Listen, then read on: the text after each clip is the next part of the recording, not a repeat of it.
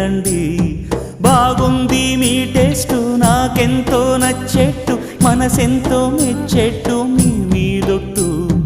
అందుకే నే దిగి వచ్చా వంచని నా తల వంచ స్నేహ భావమా.